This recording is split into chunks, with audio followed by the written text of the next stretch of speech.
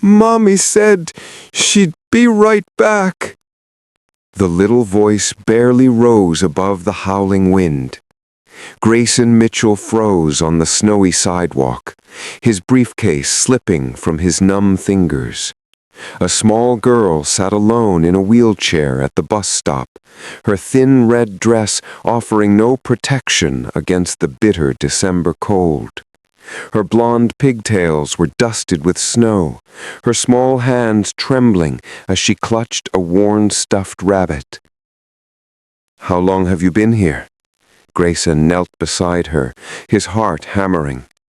Since the bells rang at the big church," 5-year-old Lily whispered, her lips turning blue. "Mommy said wait here. She said she had to make things better." 3 hours. This child had been abandoned for 3 hours in freezing weather. Grayson's jaw clenched as rage and heartbreak collided within him. He shrugged off his coat, wrapping it around her small frame. "I'm Grayson. Let's get you somewhere warm, okay?" Lily's green eyes filled with tears. "But Mommy won't know where I am." "We'll leave a note," Grayson promised, his voice breaking.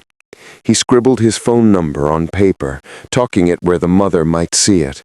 Then he carefully pushed Lily's wheelchair toward his car, his hands shaking, not from cold, but from the memory of another winter day 3 years ago.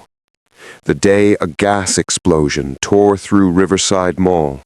The day he lost his parents and his wife Sarah in one devastating moment. The day he became utterly, completely alone. At his penthouse, Grayson's neighbor, elderly Mrs. Patterson, rushed over with blankets and hot cocoa. "Dear Lord, where did you find her?" "Abandoned at 5th and Maple," Grayson said quietly, watching Lily sip the warm drink with small, grateful hands. "I'm calling social services." But as the hours passed, something gnawed at Grayson. The way Lily flinched when voices rose. The way she apologized for needing help. The surgical scars on her legs visible when Mrs. Patterson helped her change into warm clothes.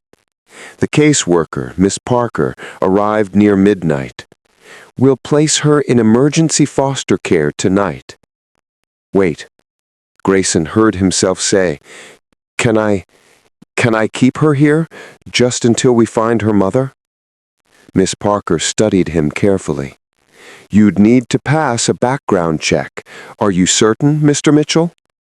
Grayson looked at Lily, now sleeping peacefully on his couch, her small chest rising and falling. For the first time in 3 years, his empty penthouse felt like it had breath in it again. "Yes, I'm certain."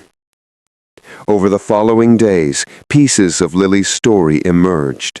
Her mother, Rebecca Walsh, was 28, a former nurse. She'd been born healthy, but at age 3, she'd contracted a rare infection that damaged her spinal cord. The medical bills had devastated them. Her husband, unable to cope with their daughter's disability, had left them. "The detective found something," Miss Parker told Grayson 1 week later, her voice heavy. Rebecca Walsh was seen at the county clinic that morning. She was asking about long-term care facilities she couldn't afford. And there's more. She has stage 4 cancer, diagnosed 2 months ago. She has maybe 6 months left. Grayson's blood ran cold. Not abandonment, desperation.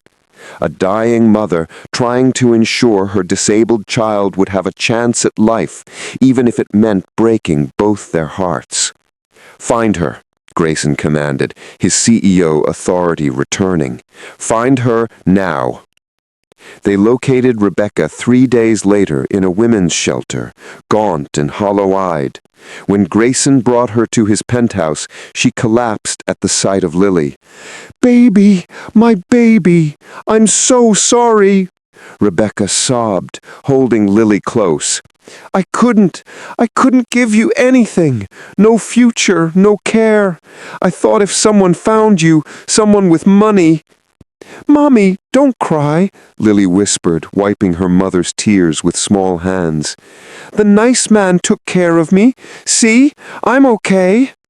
Grayson cleared his throat, his own eyes burning. Mrs. Walsh, Rebecca, I lost everyone 3 years ago, in one moment. I've been empty ever since, just going through the motions. But Lily, she reminded me what it feels like to matter to someone, to have purpose beyond board meetings and profit margins. I took a deep breath. I want to help. Medical bills, treatment, whatever you need. And Lily, she can stay here with both of us. There's plenty of room. You shouldn't face this alone. Rebecca stared at him, disbelief and hope warring on her exhausted face. Why? Why would you do this for strangers? Grayson knelt before them both. Because 3 years ago, I would have given anything for one more moment with the people I loved. You still have time. Lily still has her mother. That's not something to waste. It's something to treasure. The months that followed weren't easy. Rebecca's treatment was brutal. There were hospital stays, bad days when she couldn't leave bed, moments when despair threatened to consume them all. But there were also small miracles.